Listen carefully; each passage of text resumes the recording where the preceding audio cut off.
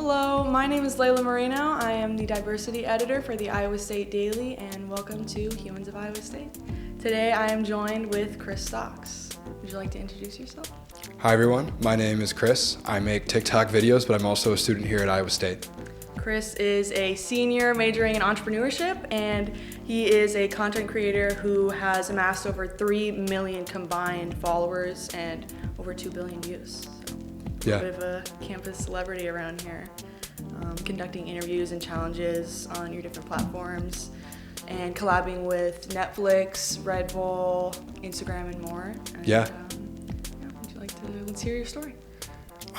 So I started making videos in high school actually during COVID. That's where I got the name Stocks. I used to make finance videos in my room. Like if you look me up on TikTok, actually those will come up first. I kind of hate it.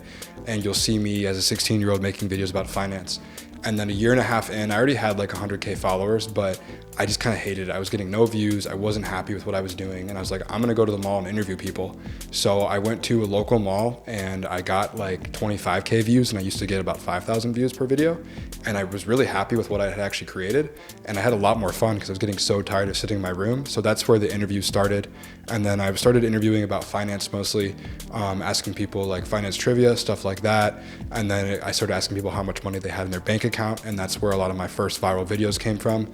And then it just pivoted into trivia. And then now like all the challenges that I do. So it's been about 5 years since I started. And how did you, like, do you have any inspiration? Like who really like pushed you to make content? Was that just something that like you decided yourself, or was there like any content creators or that inspired you or influenced you to start your own? I actually started because I saw a TikTok. This guy was posting how his affiliates of one of his businesses were making like $1,500 a month making videos for him. So I was like, oh, this sounds cool. So I joined a call. He like explained what to do, and I started making videos.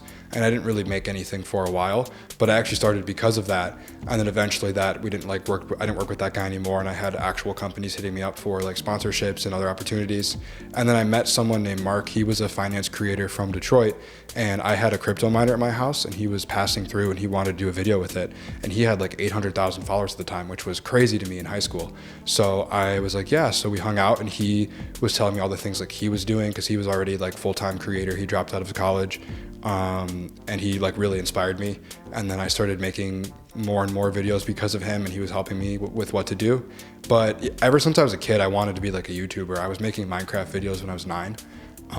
They're all privated now, so you can't find them. But I do have Minecraft videos from when I was really young, and that was like my dream as a kid. And then I had a meme page in high school on Instagram, and then couple other TikTok accounts, and it kind of all just came together into this. I would love to hear like what your first kind of like I made it moment was. Like, what was that for you? I don't know if I've made it, but it was like September of my freshman year here. Actually, a company that I was making videos for flew me to New York to film in Times Square, because they were doing they had billboards there that they wanted videos with. So I remember I had never been to New York. Now I go there like all the time. I was there on Monday, and we had flown in over the city at night, and it's beautiful at night. And then we like took the taxi, stepped out in Times Square, and that was like the first or second trip I'd ever gone on, but first one being covered by a company for content. And I remember just being in Times Square with one of my best friends, who was my filmer at the time. And I was like, oh my goodness, this is the coolest thing ever. And now I've actually gone there so much, I hate it because it's too touristy and whatever. But I remember going there, and we were just looking around in New York, and I was like, oh my goodness, this is so cool. So that was like the first main moment. And then I keep having like smaller moments. Like I went to LA last year with Netflix and Red Bull, and we did a bunch of cool stuff, and that was insane. And then I went to Miami with Red Bull this year, and then I went to Morocco also with, well, technically Ford, but Red Bull too. So it's a lot of these like peaks of inspiration where I'm always like, oh my goodness, like it reminds me like why I need to keep pushing, because I never feel like I've truly made it. Like now that I'm at 3 million followers, I want to get to 5. But I just wanted to get to 1 when I was a freshman here. Is it weird like opening your TikTok and just seeing those numbers? Like, does it hit you at all? Like, how do you conceptualize that even? I'm so desensitized to it that I don't. If I look at my friends' pages and they have even less followers than me, I'm like, damn, that's a lot. Because I'm just so used to seeing that like 1.7 on my TikTok. And then with the views, like if I don't get 1 million views for a video, I feel like that's like a failed video. So I'm so desensitized to getting like viral stuff because that's always the goal, that I don't really, it doesn't really hit different. I had one do 28 million views last month or 2 months ago, and I like had to take a step back and realize like, oh my gosh, that's actually kind of crazy. But I'm so used to it now because I've been creating for like 5 years.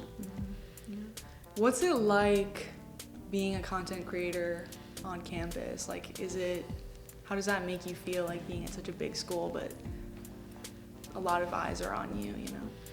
I definitely just always have to be careful. Like I just always think about like wherever I'm at, like there's definitely someone who is seeing me, or I can even tell if I walk into, like yesterday they had a bunch of dogs at the library. So I walked into this big room with like 50 people maybe sitting down in it, and I saw at least 3 people. Like you can kind of tell when they're staring at you, or they'll like look over to their friend and like whisper and point, and I'm like, guys, I can tell. And it's weird because some people will like, you know, some people like won't say hi, but they just like continuously stare at me. So I just kind of always have to be mindful of that. Like, okay, someone's probably watching me right now. But I'm used to it. Like when I'm on campus filming, I think everyone's just kind of used to me being there. And they're like, oh, he's doing his thing. And then when I go out like on Welch, which I don't know if I can say, but like I'm 21, I do. And it's nonstop people coming up to me, which I don't mind it at all. Only when it gets over the top, it's a little weird. Like I've had some people like repeatedly ask me for an iPad. Like I'm not giving you an iPad. I don't think Mr. Beast. But it's really fun when people come up and they say hi and stuff. And it happens nonstop when I go to Welch, like 20 times a night. Maybe not 20, like 15. Is this what you pictured yourself doing? Was this in the plan for you at all? I don't know what was, but I used to be a computer science major. That's how I started. And I actually loved coding in CS. But I knew that I always wanted the freedom of like what I do now, to be able to work when I want to and travel how I want to. So I actually have no idea. I didn't think I'd be doing interviews this long, if I'm being honest, but it just kept working and hasn't stopped. So I'm like, I'm not going to change it. But I had known, because I switched over to entrepreneurship, and I had known that's kind of something I always wanted to pursue. I didn't want to be in an office every single day, which actually is what ended up happening anyway. But at least now I get to go out and film videos. But no, this isn't what I originally planned. Mm-hmm. Mm-hmm. What's something about you that no one would guess? Oh, I don't even know. I feel like a lot of people think because they see my posts where I'm like, oh, he's in LA, now he's in New York, and now he's interviewing this celebrity, like whatever. And I feel like people think it's like crazy influencer stuff all the time, but that's because I only post that stuff. I really just am like everyone else. I go to classes and I go to Thanksgiving dinner with my family, and I just like, I have to like help my parents do yard work at home. Like you don't think about like influencers or content creators like doing that stuff. But that's because I only post like the coolest things I'm doing. Mm-hmm. But I'm just like everyone else. I just want to hang out with my friends. So I don't know if that's a good answer, but it just, because that's the only thing that you see on my story is like, oh, he's in Vegas right now. But I'm in Vegas, but I'm doing a homework assignment. So. That's very weird. Have you like been in any like content creator spheres, or so far has it just been kind of like a solo thing? Yeah, we have a big group chat of all the interviewers around the country. And then there's a group of like 8 of us that are really good friends. We all make like super similar videos, and we like to go on trips together. So there's 2 conferences that happen every year. So we'll get like a huge Airbnb. We'll all go stay at the house. And that's really fun because we get to make videos together. We all learn from each other. And then like we're planning a ski trip for this year. So there's a pretty good, like people don't realize how big the content creator industry is, and pretty much everyone knows each other. Like when I go to the VidCon and Vid Summit every year, and I see the same people, and I've met a lot of people who know a lot of other people, and it does become a big community. So especially when I go there aren't really any other content creators in Iowa. There's a couple here, but so living in Iowa, not really, but I have like a bunch of creator friends. Which is one of the things I love about it. Is like I've made friends of people around the country. So when I travel, I can go see people and stuff like that. Mm-hmm. What's like something that, if you can think of something that you've learned from like another creator? So the Instagram analytics have been getting a lot better. TikTok used to be the best in terms of YouTube, but like of what they show you. And Instagram analytics are now showing you your retention graph, your skip rate, a lot of like this data you can use to study your own videos. And I was never paying attention to it because I'm just so focused on TikTok. So like a month ago, my friend was like, dude, you need to look at the Instagram stuff more. Or sometimes they just have like we have a lot of spreadsheets to track like our follower, not our followers, like our views and what videos are doing well, and if videos with men do better than videos with women and stuff like that. And some of them just have better formats of like doing, they're like better workflows for everything. Or like a lot of us use a CRM to track our inbox. And they have like they had a better CRM than I did before I had a management team. So they're like, hey, you need to use this plugin, it'll make this faster. Or like a lot of ways to get larger brand deals with companies. We have all our secrets. So like some of my friends would teach me like, hey, you can upsell with this, and this is another add-on you can try to give them to make more money. Stuff like that but that's why it's really nice having those group chats, because we can all talk, especially if we get hit up by the same brand, we can communicate what they're paying each other, so we can know not to overcharge and get the exact highest price we can. So stuff like that is what we can learn from each other. Just like the business side of stuff and everything. Yeah. I kind of do want to hear like a little bit about like the brand side of things. Like, what is that like having these major brands reach out to you that you've like grown up with using or like see every day? Well, what a lot of people don't get is like a lot of times they're like, oh, you should get sponsored by this brand, or you should work with them. And when I do work with them, they're like, why didn't you do this? And usually with all the big companies, they have to fit a very specific marketing campaign directive. So I'm trying to think of a good example, but a lot of the times I don't really have creative freedom that much. Like, for example, I worked with Chegg a lot. They're kind of going out of business because of ChatGPT, but I've done like 10 videos with them. And some of their video ideas that they would force us to do were not like, maybe can't say this, I don't know, weren't like great. And we try to tell them, it's like, hey, this is our job. Like if you do this, this will be so much better. But we just can't. So sometimes people see me like filming a weird video or asking questions that don't make sense or something like that. And it's because it's like not my choice. Especially they have a ton of legal like hoops to jump through, where you have to put this disclosure, you have to say this at this point, you have to do this, you can't say this. So it takes a lot of working with these big brands, a lot of times takes the creativity out of a lot of stuff because of the way it's set up. But other brands are great. Like when I work with Red Bull, they're so chill. They're like, because I technically don't get paid, so I don't have to put the disclosures and things like that. And they're like, hey, we know you know what to do best. Here's a guy doing a backflip or something, go make a cool video, and then I can do way better. Or the smaller brands that don't care. Like there was this exoskeleton company, and I got them like 8 million views because they'd let me do what I want to. So a lot of the big brands it's super cool, and I love working with them, but a lot of them, you don't really have the creative freedom. So you kind of just have to do what they want, which is fine because they're paying me. I'm not complaining, but people don't realize that's how it works. And do you think you're kind of like growing into your niche a bit? Like, I don't see like too many like finance people, at least not on my side of TikTok, but you come up on my TikTok, so. I mean, I don't really do the finance videos anymore. I don't really have a specific niche. I kind of just make whatever gets views. Mm-hmm. So I was doing like too much trivia this week. So I'm like, okay, I need to back off that. So I do a lot of fun challenges where people call someone. So it depends. I kind of just go I just look at what's performing well, and I move I do those videos more.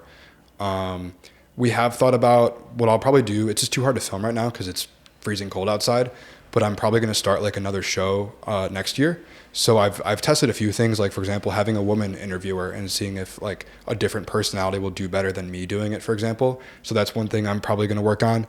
And then also like a specific show, like have you seen, they have like Street Hearts in New York, where it's like a blind dating show, something like that.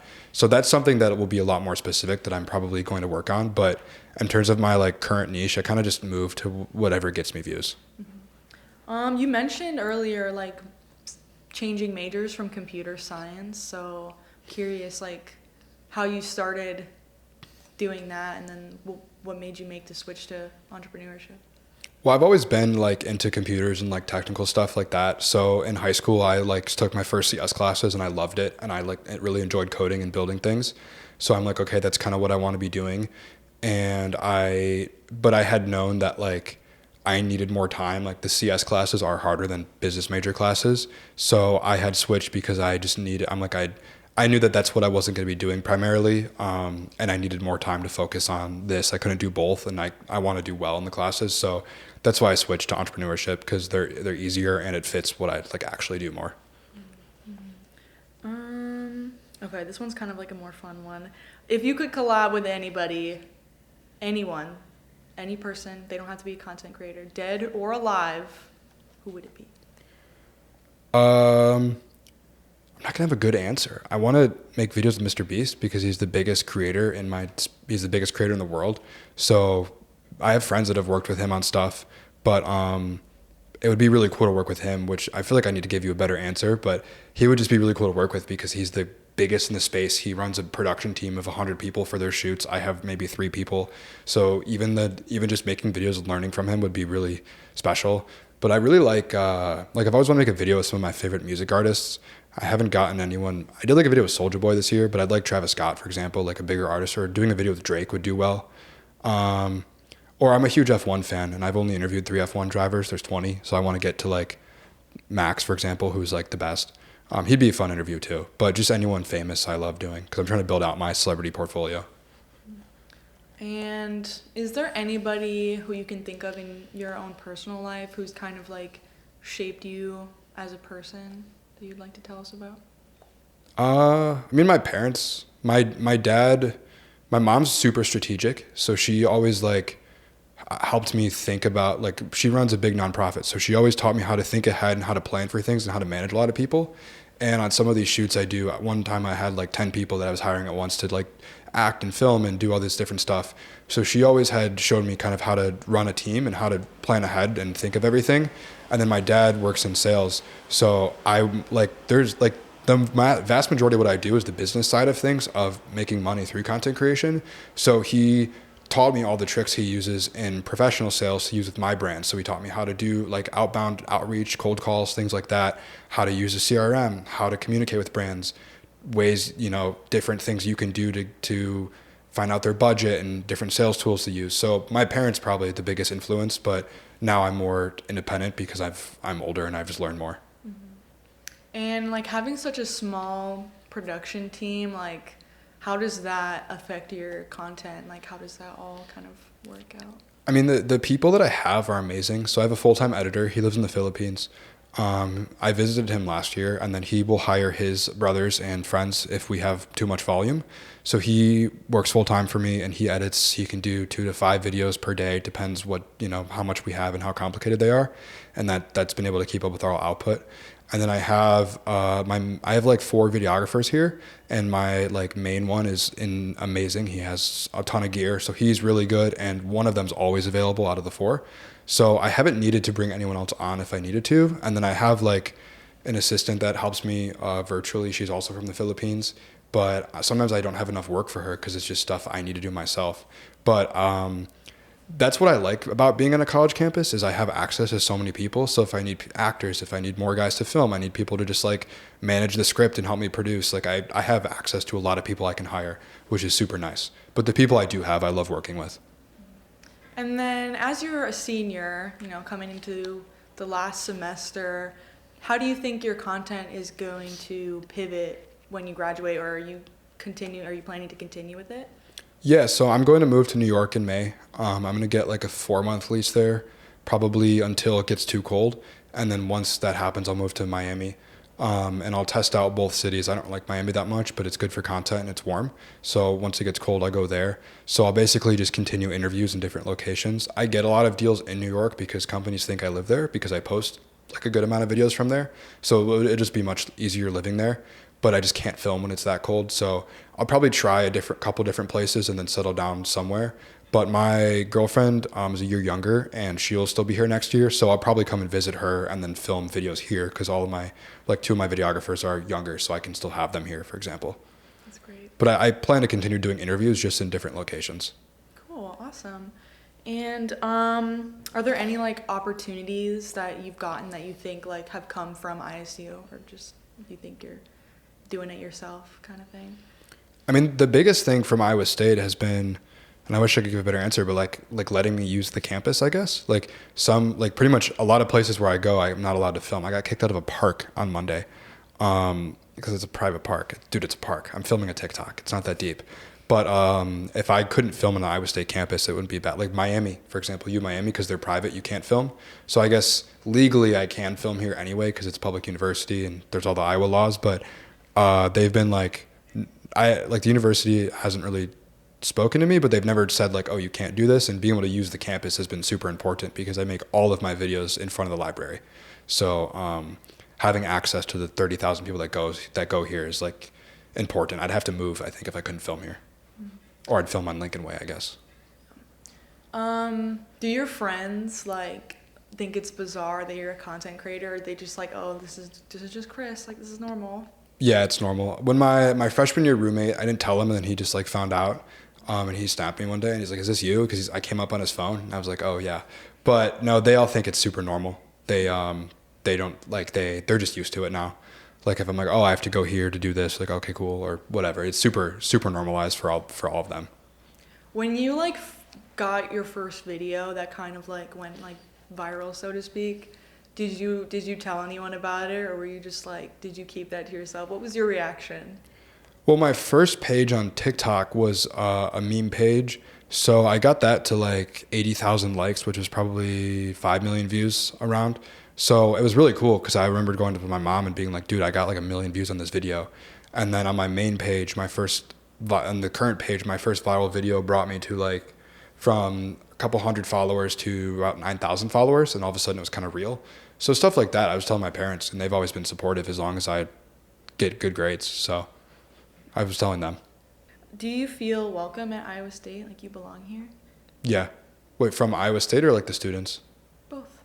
Yeah, for sure. I mean, everyone, I've almost only had positive interactions with people I meet here. So it's been like a lot of people like the videos, and if they don't want to be in them, they're just like, I don't want to be in a video, but they're nice about it. So yeah, I feel super welcome here.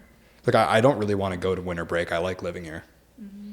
I actually am gonna throw in another question that I just thought of because I'm a little curious. Is it difficult like trying to balance content creation and school workload, or you're used to I it? only have one class in person, and that one is fully online now because it's like the end of the semester and because it switched. So no, because I can do school wherever I am basically, and at whatever time. So I can structure my days to be content focused and then school focused on the weekends, for example. All right, great, that's awesome. But it's not that hard because I'm a business major. It's not like engineering. Man, I'm struggling just trying to balance this in my school. Why Iowa State? Why did you choose to come here? Well, I was originally a computer science major, and we had a good CS program, but I had always known I was either going to minor in entrepreneurship or in the back. I knew I was going to switch. I just wasn't telling my parents. And our entrepreneurship program's ranked really high as well. It's like top 10 based on where you look. So I wanted to go here because the programs were good.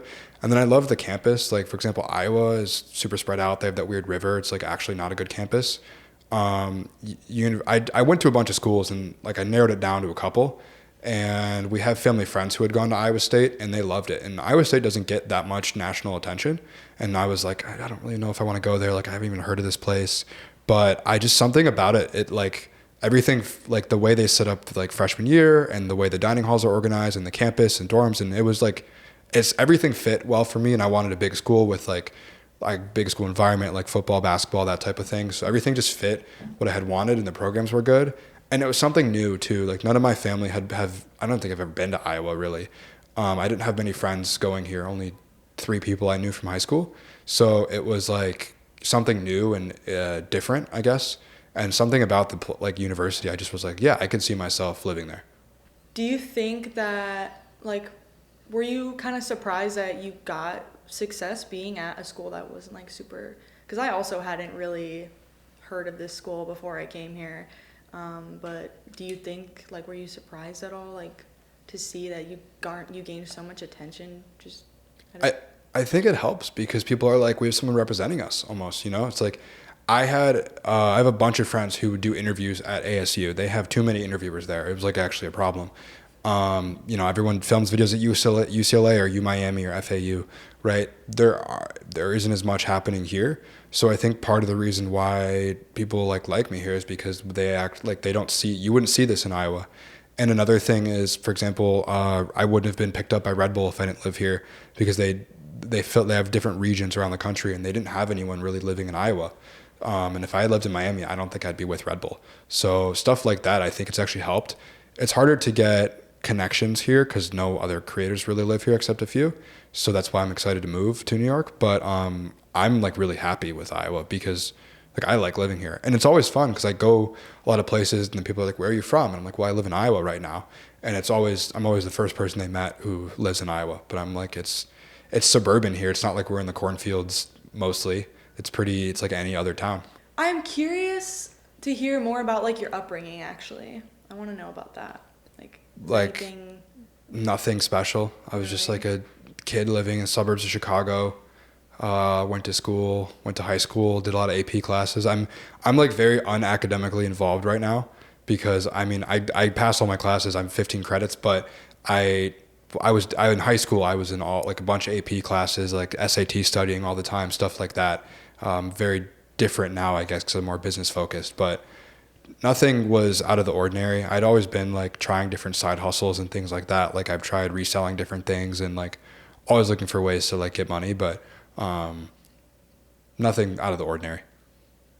Is there any plans to like shift focus to different platforms, or are you sticking with TikTok mostly? My TikTok's been pretty much everyone in the industry has been seeing less and less views on TikTok and more on Instagram. And I think partially it's because TikTok ruined their platform. Like I don't scroll TikTok anymore. I only look at Reels. Because TikTok, you'll get an ad, you'll get a random live video you don't want to see, you'll get a TikTok shop video, or you'll get a video with 4 posts. So the amount of dopamine a human gets from TikTok is minuscule compared to every single Instagram reel is basically good.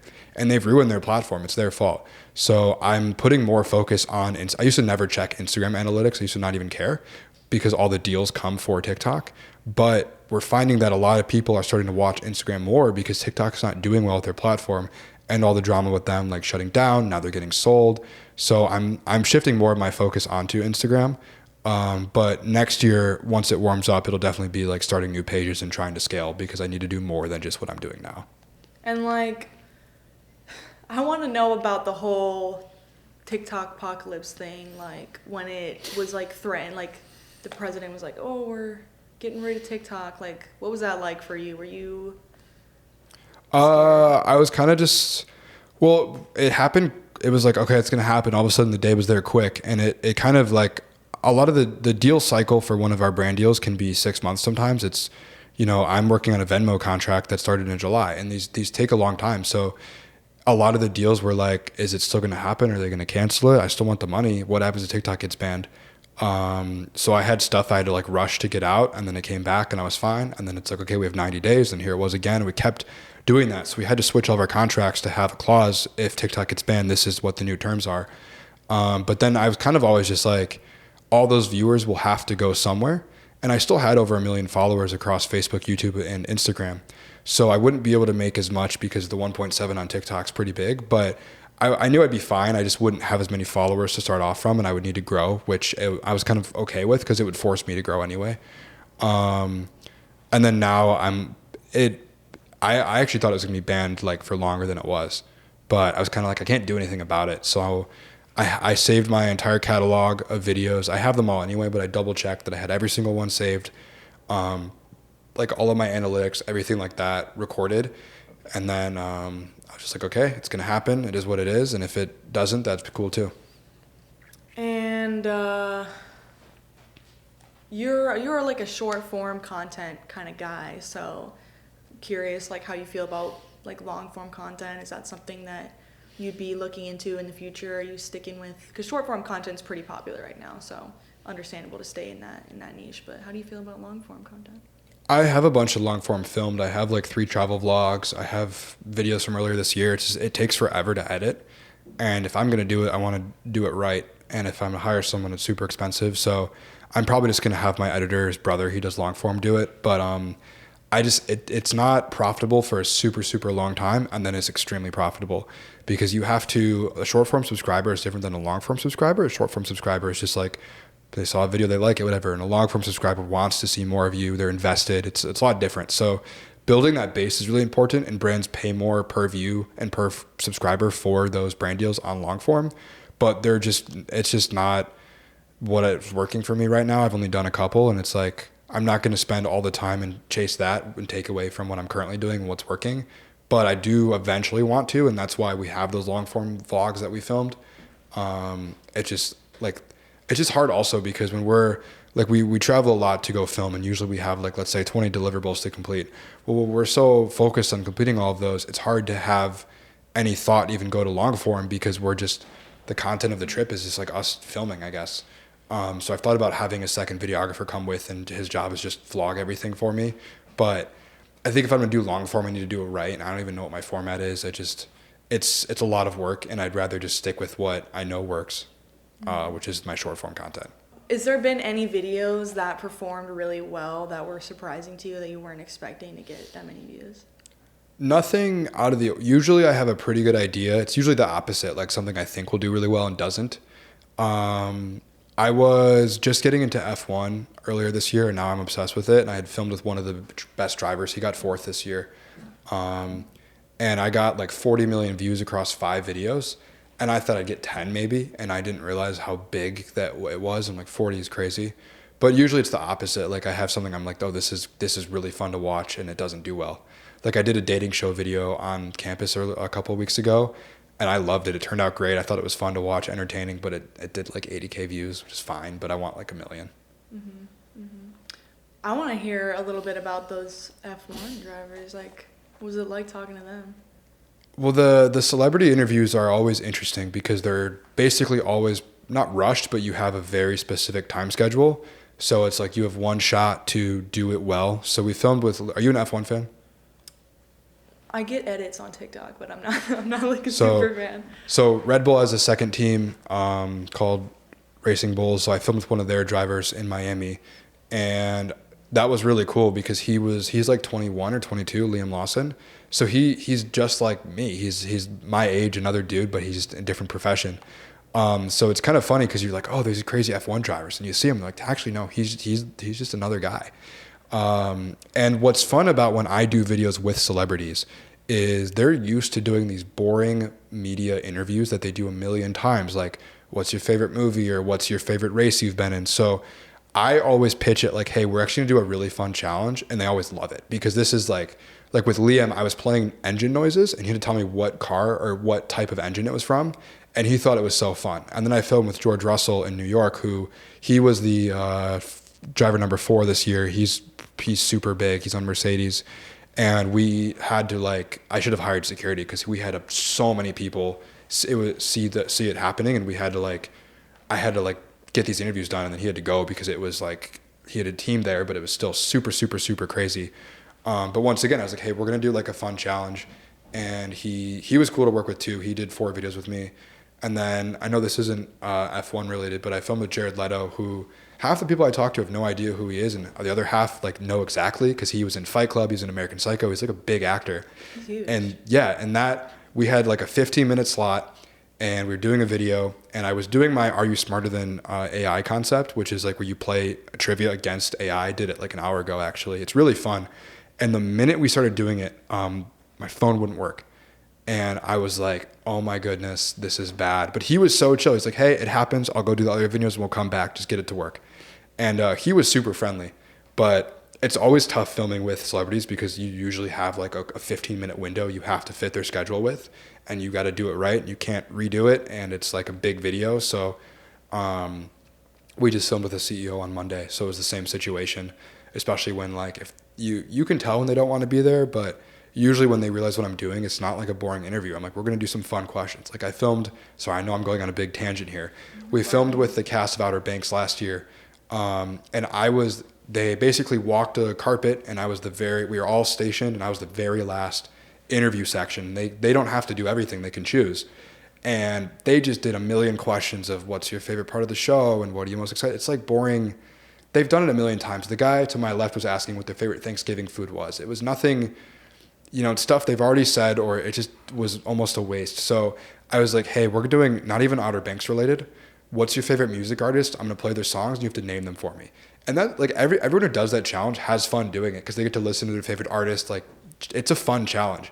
So when I work with them and they do stuff like that, usually they've been really cool and they're like, oh, this is actually kind of fun. And they get really into it. So, but yeah, working with F1 drivers is awesome, especially because of how big they are. It's just hard to get them. For example, I went to the Vegas race with StubHub and Red Bull. But just with StubHub, kind of Red Bull, not really.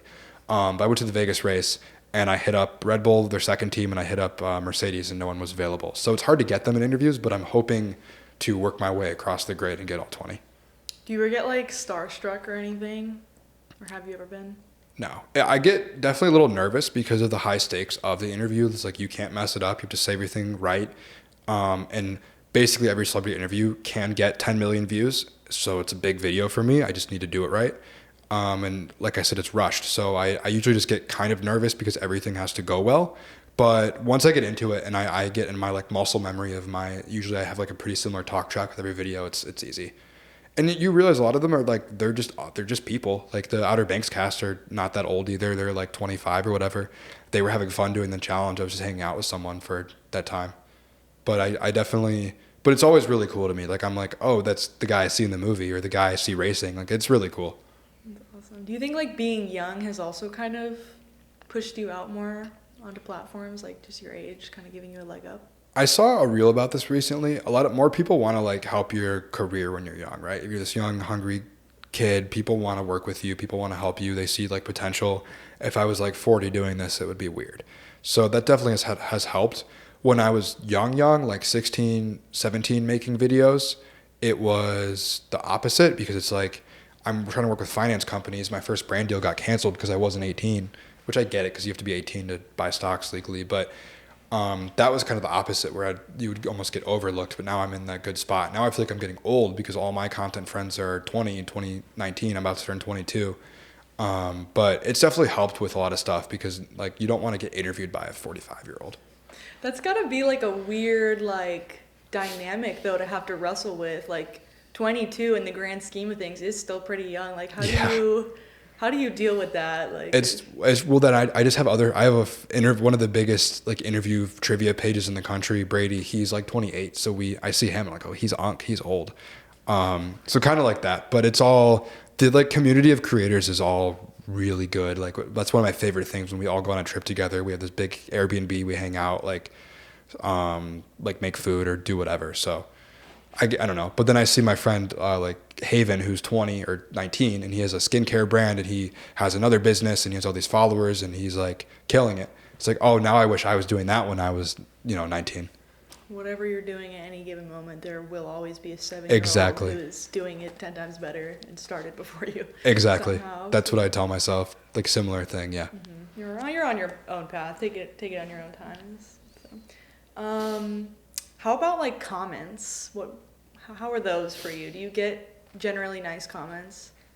Even if I don't, I don't even care. People like, I don't know. You can just delete them too if you don't like them. Like some people just comment dumb things sometimes. They're like, "Oh, this is staged." When it's not a staged video, I'll delete it. Like, no, it's not. Some stuff is, but I try to keep it organic. Or like, we had this one. What is it? People just sometimes comment like if it's like mean stuff about people, I actually don't want them to see it and get hurt. So I try to delete that. But I've been getting comments about me for 5 years. I don't really care. Because it's like I'm making money posting social media videos, and they're the one getting me the money. They're watching it. So I don't, but if, for example, I had my girlfriend and her best friend in a video and they were getting some hate comments, or like whatever. And I'm like, I don't want that. So I just deleted that so they don't see it. But for me, I do get hate comments, but I don't really care. Is there any like videos or content that's kind of like in the archives that never made it to? So much stuff that I film that never gets posted. I'm super picky about what goes up because it's got to be perfect, especially on the TikTok. People think I can just post anything on TikTok and it'll get views. If I post the wrong video, it'll do 2,000 views. I have 2 million followers almost. So yeah, there's a lot. I spent $500 on a video in New York City in August and I haven't posted it. There's just a bunch of stuff from like different events. Like I'm like a month, I'm like 3 weeks behind on Vegas stuff. I just posted one today. I need to put all that out. I have stuff from Morocco I haven't posted. I still have Wisconsin. There's a lot of stuff I film. Like with my current editor, we're on video 997, and I've only posted probably 600 of those maybe. So there's a lot because a lot of stuff just comes out. And I'm like, this doesn't hit. Like in person, it was fine, and it just wasn't. But nothing super major. Just a lot of like short form stuff, or the long form. Like I have a full Morocco vlog that I filmed over a week with Ford, and that's really cool. I have so much day-to-day stuff to keep up with. I don't have like the time to put out that stuff, I guess. And what's your like criteria for like a good video? There's got to be a reason to watch. So either like a good payoff, something you can play along with, or like something compelling. So all the trivia videos, they work because you play along with them. It's all trivia. It's just introduced in different formats. So it's like blonde versus brunette, or person versus ChatGPT, or whatever. My other videos, like the balloon popping dating show, to me, like that's just fun to watch, and you want to see who, you see the balloons there, you want to see them get popped, like you want to see why. Or like if it's a challenge where someone's calling their mom and they got to get their mom to send them money, like it's entertaining. It's kind of like a TV show, and you want to see if she wins the challenge. So stuff like that. It has to hit that criteria, and then the hook has to be very clear, quick, like paced. If it's 3 minutes long, it's too long. If it's 10 seconds, it's too short. It just has to, like, you can kind of tell. Like what I filmed this human versus ChatGPT one today, and the hook was good. It was quick. We got it right into it, and then he played the trivia, and you can play along. So I'm hoping that'll do well. But that's all. Like, there's a lot of specifics. It's super produced and super like detailed on what I say and what I don't say, and what gets left in, what gets cut out, because it's super important. I keep using that word super. I don't know why. It's very important that everything is perfect, because I want to get the 1 million views per video. So are you kind of like looking at it through the mind of a viewer then? Yeah, so we can see the retention graph, which is my favorite. So it'll show when people scroll away. So I can look at 3 videos and see, okay, I call it the 50% rate, or 50% time. So 50% of the people scrolled away after 10 seconds. That's pretty long. 50% of the people scrolled away after 3 seconds. Well, they didn't like what I was doing, so I just will never say that again. So you can look and see what happens on the video, and you can see like this hook was really strong. We should do this again. This one wasn't. You can see if there's a big dip, and then also like completion rate. So what percentage of people finish the video? That's relative. I mean, that's somewhat correlated with the video length, but you can kind of tell. And then, was there a certain thing that happened that made the video get viral? For example, I've done the exact same puzzle format with 2 groups. One group had this guy at the beginning that everyone hated. He was like, no, I don't want to do that. And then he ended up doing the video and killing it. And another group was just normal, and like that video did way better. So I'm like, okay, that went viral because of the comments and this guy. The hook was the exact same. So I look at everything. I spend a ton of time. Actually, people hired who used to work for Mr. Beast to help me with ideas, because coming up with new ideas is really challenging. Like I can come up with 1 million video ideas, but stuff that actually is compelling and does well is really tough. I spend so much time looking at spreadsheets of all of my ideas and trying to come up with new things to film. And then it's hard too, because you have to come up with the idea, let's say on a Monday, you film it the next day. I post it Wednesday, let's say we get it edited by Wednesday and we post it same day. I won't know if it's a viral video till at least Thursday, and now it takes longer for stuff to get populated. So maybe till Friday. So now it's like Monday to Friday, I have a new idea. I don't even know if it's viable until Friday. And then I can't film on the weekends because campus is dead. So now I have to wait Monday again. So it's like tough, because I'm in this constant process of trying to test ideas and see what does well, and then use that to direct my next week. But then if I use a bunch of existing ideas and those die out, I have to do that again. So like this week I filmed like 3 hours Monday or Tuesday, 4 hours yesterday, 3 today, with breaks in between, whatever. So it wasn't straight. But I'm out of, I don't even know what to film with people now, because I've tried everything. Now I'm in a testing phase. I'm going to post for the next 3 weeks, see what we need to do, and then go back to it. Mm-hmm. I don't even know what your original question was. Sorry. No, you're totally good. No. I like that you're ranting. It's giving us lots of interesting stuff. I like hearing about it. And do you have because you seem like you're super into like the analytics side, and like, I don't know, you seem really tuned in with like the viewer and the content, and trying to improve and better yourself and keep like the momentum going. Do you have like a list of like do's and don'ts almost for your content? For specific videos, I kind of just know. Like when I walk up to people, I say, excuse me, blah, blah, blah, blah, blah. Cut out the excuse me. I usually start interviews with people's names, cut out the names. Like there's just the principles of everything. And then I'll learn from it. So I know that if I do like trivia and my first question is really hard, people will swipe away because they think all the trivia is going to be really hard, and they're like, I don't want to do that. I don't even know what that is. So I always start with something easy. if I start with I've seen like retention dips on math equations, so I will never start with a math question. It'll always be something easier, stuff like that, where I can use it video to video, because I just have seen it's done well in the past. So stuff like that, like I've helped other smaller interviewers when they're still learning. Like I'm like, hey, you shouldn't be doing this. You should do this. Um, if I'm walking up to someone and they're hidden behind me, there's no context of what I'm doing. You can't see the mic, you can't see the person, so we have to film in a certain way.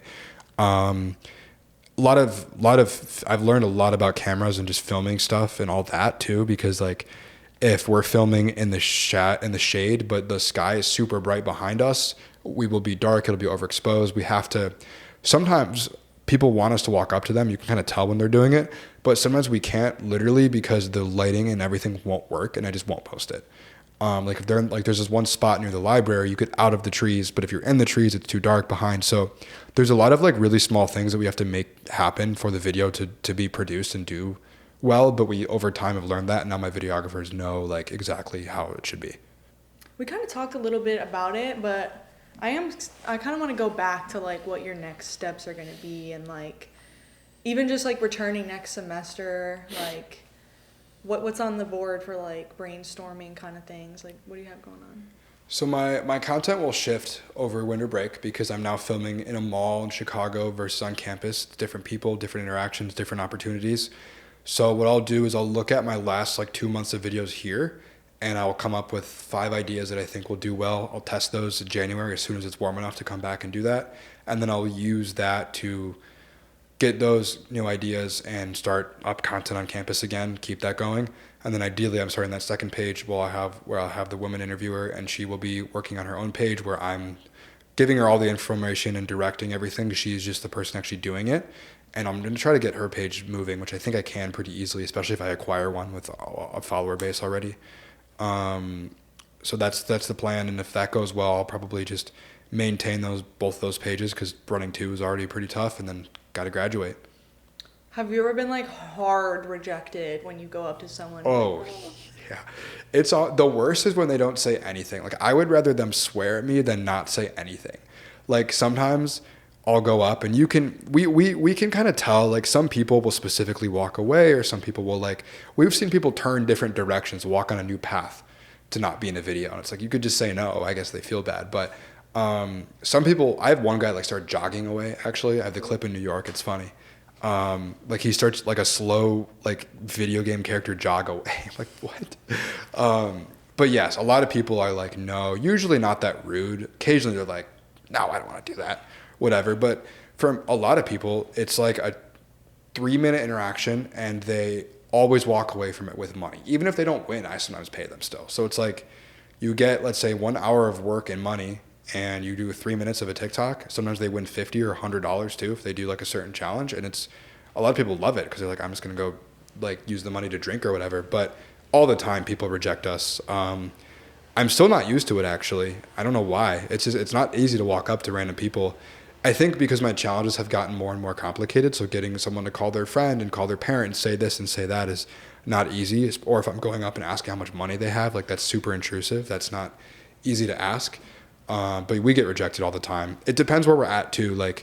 Our acceptance rates in one time we were filming in a mall in New York, we were giving away gift cards, and we had 20 people in a row say no. But if I'm filming on campus, sometimes we'll have a full day where everyone is super happy to be in a video. So it depends where I'm at. Mm-hmm. And filming back home, how different is that? Do you still get the same traction or? Well, the only place I can film at home is in the summer on the beach in Chicago. And that's tough because if it's too hot, too windy, whatever, and the traffic is a lot different, of people, or in this one mall, but they started kicking me out 3 years ago. Then I got a brand deal with the corporation, and they started letting me film. Now we're in talks again, so I'm going to return back there. But it's just, I have to direct the content to where I'm at. So if what I film in New York is different than when I film in Iowa, which is different from when I film in LA or Miami. So it's a different, it's kind of different sectors of videos. I'll be doing these mall, shopping related videos when I'm in this mall, but when I'm on campus, I can't do that. So it's just a different location, which changes the content. Mm-hmm. Yeah, that makes sense. Is there, this might be like kind of random, but is there anyone in your life who kind of like knew that this was gonna happen or like had a feeling that you were gonna kind of? Not really. I've always been like a little like not I don't want to say different. Like I don't want to be like that, but like I've always been a little like most kids in high school were like going to do stuff with their friends and going to do whatever. And I've been entrepreneurial since 8th grade. I won Most Likely to Be a Billionaire. I have it on my desk. So I've always been interested in stuff like that and like less interested in doing like normal things. People in high school would always be like going to the mall or going to a party or whatever, and I'd gone to like 2 parties ever in high school, maybe 3, because I was always working on videos and stuff. So I've always been like the like slightly different, like from I don't have siblings, so the closest example is my cousins. Like they they're more normal, I guess. They're not like doing what I do, but no one, I don't know. My parents they tell it to every kid though. It's like, oh, you're gonna be special or whatever, but nothing really. No one was like, oh, you know. Was there any, you're from Illinois, was there any culture shocks coming to Iowa? Because you wouldn't think that there would be, but for me personally, sometimes the Iowans have me side-eyeing them a little bit. Nothing crazy. The weather's just as unpredictable and cold, and it's, Midwest, so nothing crazy. I didn't know they do these shows with like sheep and stuff, and they rate the sheep, and you can win a bunch of money. I learned about that my freshman year, how they have like cow showing. I met a girl who does cattle showing, and she made a ton of money. So that stuff I had never experienced, or like I've never met so many farmers. One time I was in a class, and they're like, raise your hand if your family has over 10 cows. And there's a bunch of people. Put your hand down if you don't have over 20 cows. And someone had like 100 or something. So stuff like that coming from, suburb of Chicago, you're not going to get, but nothing like crazy. Has there been like any unexpected moments like during filming that kind of stick out to you? I'm trying to think. You'd think there would be something. Nothing super unexpected. People will like jump into the video randomly in the background, and we just have to wait for them to walk away, but nothing like crazy. Mm-hmm. I always get fun interactions. Like I had this guy in Vegas. The challenge was call your ex for $100 and convince her to send you money. If she sends you money, I'll give you the 100. And he convinced her to send him 120 because he said he was in jail, and it worked. Even though you could hear like Vegas in the background. So stuff like that's always funny when the interaction goes super well. Like getting someone to call their ex and then having the ex pick up and actually do the challenge and it going smoothly is really tough. So stuff like that is a lot of the times I'm like, I know, like we do a video where I have someone FaceTime their girlfriend or boyfriend, and getting them to pick up, their phone doesn't die, their phone has service, the screen recording like works on the phone, and they do the challenge. A lot has to go right for that. They have to have like a boyfriend or girlfriend. So stuff like that is tough, I guess. So that can be unexpected when it actually goes well, but nothing insane. It's usually pretty planned. Mm-hmm. Do you, like when you're filming a video, do you usually know if it's going to do well or not, or is it always just... Yeah, but I can't. Sometimes I'm like, I wish I could just stop them and pay them the same amount and stop wasting the person's time, because videos will happen and I'm just sitting there with them and I'm like, I'm not even posting this. Just because sometimes their energy is really, really bad. I need someone who's more outgoing, or if I like mess something up, or a lot of the times it's a video idea that on paper looks really good. And then when we actually execute it, I'm like, this is boring. It doesn't make sense. So it's stuff like that where, like I was trying this new like trivia format yesterday or 2 days ago, and it was a good idea. And then when I filmed it, I'm like, this was boring. I'm not going to post this. But I'll still pay the person. So it's the same outcome for them. But yeah, I'll usually know, like sometimes, or I'll go up to people and, we'll do trivia. And like one of my questions was, what's 25% of 80? And the person said 25. And she will get torn to shreds in my comment section. So for her, I'm not going to post it. But I don't want to just like, hey, I'm not posting this. So I have to finish the video and just go through the motions of it. Do you tell them that you're not going to post it, or are you just like, oh, great job? No. If they're super excited about it and I have to like if they're like expecting it, but a lot of people don't care, or I can always say like, oh, it's up to my manager. it's not. Or if it's branded stuff, like a lot of the time it is up to the brand actually on who gets posted. So I can just say, I don't know. And there's also a pretty big like time difference between when I create a video and when I post. Sometimes I don't post something for a month because I have other stuff I need to put out ahead of it. So that can happen, but I don't usually tell them because I don't want to tell them like, oh, you sucked, it's a bad video. But I'll tell them the opposite, like, oh, this was awesome, you're definitely getting posted. Do you have anything that someone has told you throughout your entrepreneurship journey, or like any comments that have been left that kind of still cross your mind? Yeah, well, this isn't super broad, but my dad says time kills all deals, and that's exactly true. So, like, I try to be quick on all of my brand deals in terms of responses and turnaround times and executing, because if you drag something out longer, something will change. Someone might get fired, a budget might change, new marketing directive comes out, stuff like that. So, I keep that in mind a lot of the time. And then nothing super specific. I can see like a pretty good correlation between my friends that hustle the most and then make the most, because they're super locked in and they're doing the right things, but nothing like that other than that phrase that I repeat in my head. Or it's the concept of if you deserved it, you would have it. So it's like, or of course I can't, blanking on the exact quote, but that's like the whole concept of that, I think a lot, where it's like, I really wanted a jet ski for a long time. That was like a dream. So then I eventually, made enough to comfortably afford a jet ski, and then I did, and I had worked hard enough, so I did deserve it, and then I had it. Now I don't know what I want, but stuff like that I think about often, but nothing super specific. Are you saving up for anything right now, or are you just... No, I save and invest 95% of what I make after taxes. Like I could have a Corvette and be an influencer and all that, yada, yada, but it's like, I'm going to look like an idiot driving a McLaren through Ames. You know what I mean? It's like, people are going to hate me. And that's part of the thing is like, I've always wanted to maintain a super good image and positive like brand here, because my job relies on people liking me and wanting to be in videos. So a lot of the time there's things I've wanted to say or do that I'm like, you know what, it's not worth it, because I'd rather just let them do whatever and not think about it, because I need to keep a positive image here. So and also like, I was having a period of time where all my videos were getting no views. So I was posting, but they were only getting following and no For You page distribution. And that wasn't even because it was a bad video. Even the bad videos get a chance in the For You page. It was like 0%. So something was just wrong with my account. And basically my career's over if that always happens. So, but because I'm not paying off a supercar, I didn't have to worry about that. So no, but I know rent will be expensive in New York. So I'm just kind of like mentally preparing for that, because it's $700 a month in Iowa.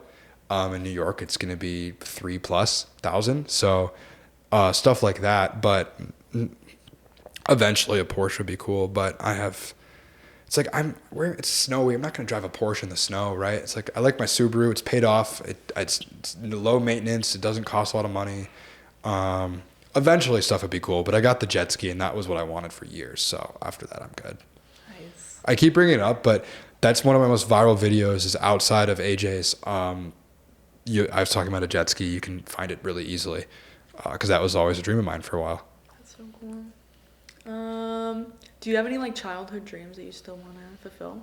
That was it. That was it? No. Well, I don't know. I had wanted to be a YouTuber as a kid. I remember always thinking that. And I do YouTube shorts, but I have like the 100K follower plaque in my room. So that was super cool to get and just have there. But nothing crazy, because I mean, I love traveling. I travel too much now. I'm able to sustain myself and get money. So I like that. So like, nothing crazy. My mom runs a nonprofit. I've always been like, and this isn't even me being performative, this is true. I've always been like a huge animal lover. We've always fostered a bunch of dogs. So I want to adopt pets once I can, and like save them and have pets. But I travel too much and I work too much to give a dog a good life. But that's like, eventually I would like to get more into that and like actually do good in the world and not just make TikToks. But it's a lot easier when my net worth will be super, super high and I can just, do that, I guess. But Where's the coolest place do you think? Like, where's your favorite place that you've traveled for content? I went to Morocco with Ford for like a week, like 2 months ago, and that was insane because we were working with Ford. We had 3 Ford trucks and a Ford Bronco. We had 4 guides from Africa, and we were off-roading through the desert. They had a big race out there, so we were watching the race. We were sleeping in like these carpeted tents in the middle of the desert with like the racing teams. Like you could see all their garages and everything from their trucks that they ship overseas. And that was insane because I'm like literally in the desert filming TikTok videos with a race car driver going 80 right past me trying to figure out his route. So that was insane. But I went to Austria 3 weeks ago. So that was really cool because that wasn't mostly for TikTok, it was mostly for fun. But like I filmed a video in the Philippines last year with my editor actually for TripAdvisor. So stuff like that's been super cool. But nothing can beat Morocco. I mean, Europe is not close to America, but it's a lot closer than Africa, for example, in terms of like culture and just how things are. And when I'm in the desert, it was like an Indiana Jones movie. We were driving through these old desert towns and like get to eat the food and like see actual like desert nomadic tribes, which is really cool. Because that's just so different than what I experience. So I could talk about it forever. And it was with Ford too. So we have like the trucks and they're really cool. What's like has there been any like super random places that you've gone for content? Yeah. I mean, well, I'll have to, sometimes I fly out for a shoot and fly back same day. We won't even be there for 20 hours. Like I went to like a random mall in Philadelphia once for a day and then just came back in the evening. So stuff like that's always random, but it's usually major cities. So I've been everywhere except I've been all of them, I guess, mostly for videos. Nothing super random. I used to film a lot of videos for Quickstar, like the gas station chain here. So I would drive to or Quick Trip. No, Quickstar in Iowa, Quick Trip everywhere else. So I would have to go to just a bunch of gas stations. Stuff like that where it's just kind of a random thing, or like drive to a random store I had to go to this one Korean chicken place in Minnesota once, and that was super random. But random mall in Philadelphia and then flying back in the evening was pretty special too. Is it like hectic for you trying to do that same day travel film kind of routine, or I kind of like it. It's like fun because sometimes we won't even bring a suitcase. We'll just wear the clothes we have, and that's really it because we're only there for a day. So I think it's fun. Like we flew into New York Sunday evening. We hung out and then we flew out Monday afternoon after doing our shoot. But it's because brands think we live in these places sometimes. It doesn't really make a difference if I do or don't, I think, but we just we can be anywhere. There was a chance I had to go to Vegas tomorrow for Meta, but I didn't get picked, so I don't. But I kind of think it's cool, especially when it's not one of these, because when the longer trips, I pack as many brand deals into it as I can, a lot of content. So they're super stressful because we're just filming the whole time. The shorter trips are like we go, we complete our deliverables, we come home. So I like it. Do you give yourself like any like breaks, any mental health breaks, or is it just kind of like go, go, go kind of thing? Yeah. I call myself an optimizer, so I try to spend every minute of my day being productive. But I want to hang out and enjoy my senior year like everyone else, because I think I've given up most of my college experience for doing this. Like I wouldn't do like my first 2 801 days. I was just filming the entire time. I wasn't trying to do anything. I've been to not that many parties and stuff like that because I'm just always busy. But for example, tonight they do like open mic night in downtown Ames. So I'm going to go perform actually and tell jokes with my friends and go to mugs with them. Or like when I went to Austria with my friends, that was mostly not for content. We barely filmed any videos. That was almost all just fun. So for sure. But then this week, for example, we have 20 actors scheduled and we're filming every day. And the time I'm not filming, I'm either at the gym or planning for the filming the next day. So it can get really busy, but all of the brands I work with are from agencies that are corporate companies. So they're all 9 to 5, Monday through Friday. So as soon as it's Friday at 5 p.m., a lot of my partners won't respond to me. So I kind of do get that like weekend break, and then I can focus on school.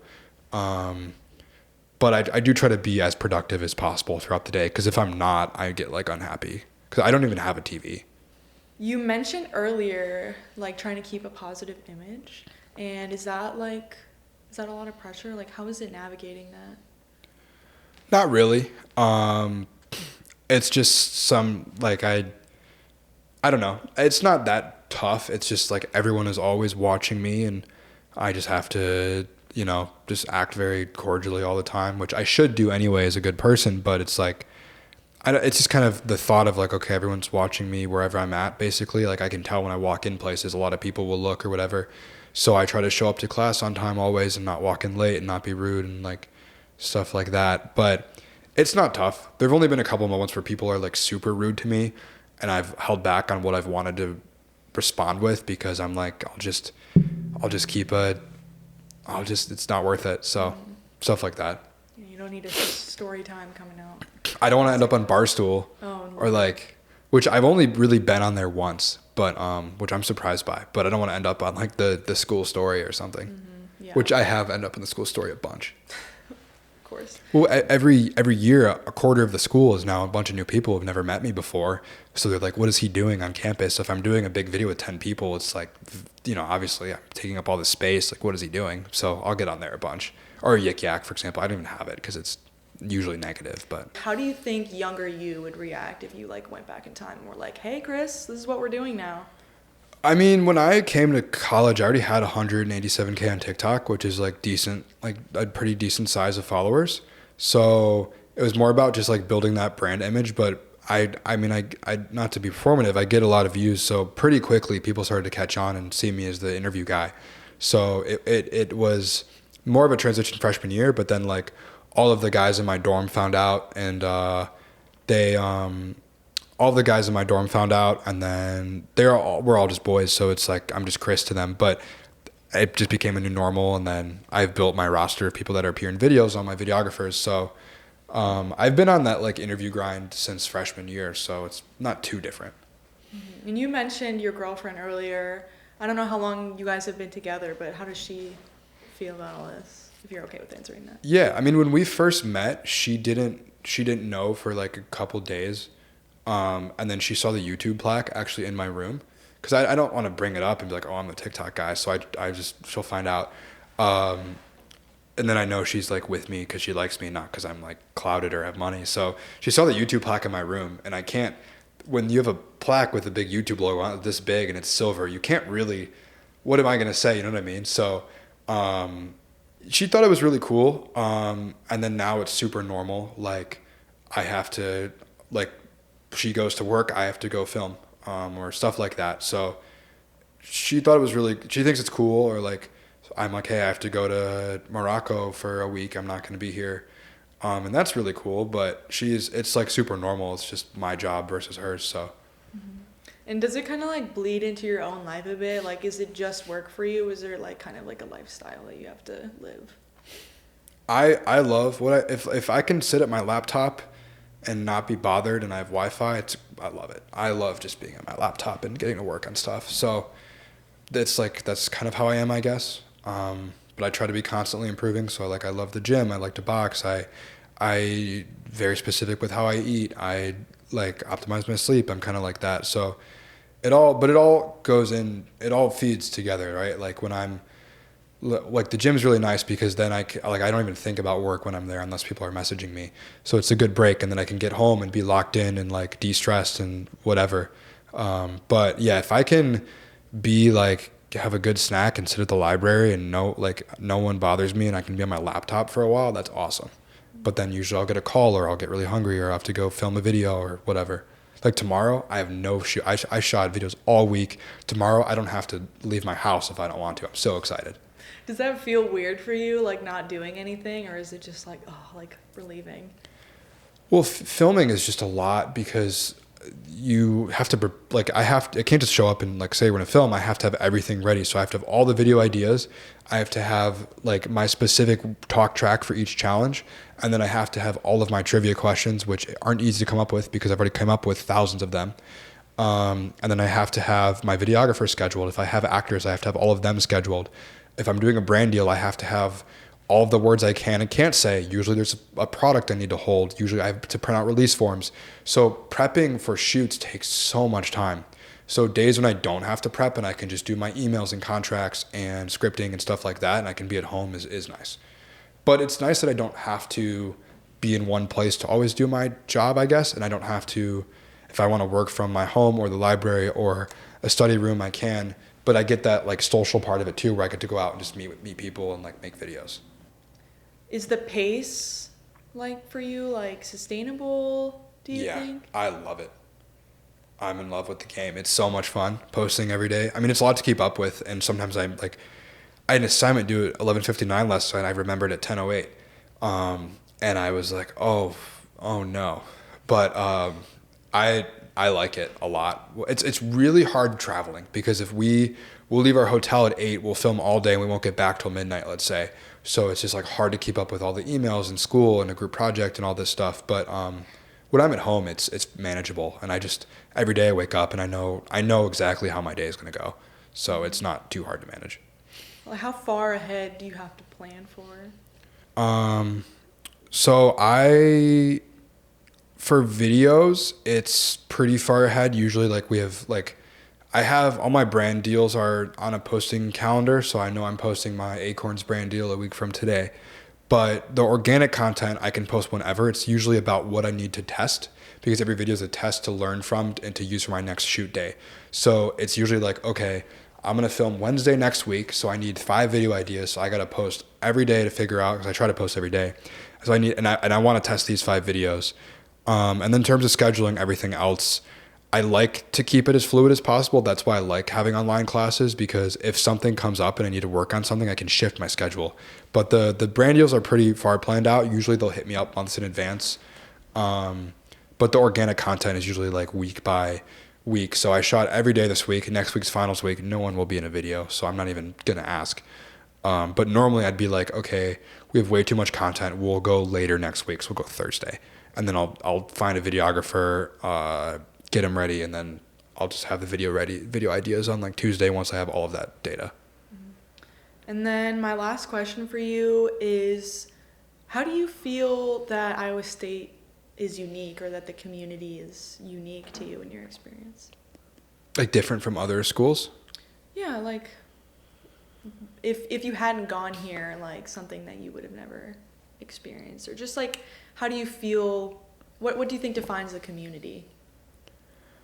I like that there's like this identity that we live in Iowa. We're all Iowa people, right? You have schools like UMiami or UCLA or ASU, and it's like those are all like everyone follows their Barstool account and everyone has heard about them and knows what's going on. And Iowa's, not on the map as much, but we have this like identity almost as like a country, but way smaller, where it's like we're all Iowa people, corn, like, like farms, that type of thing. So I like that aspect about living here, is it's like super, like you said, unique. It's just different. Yeah.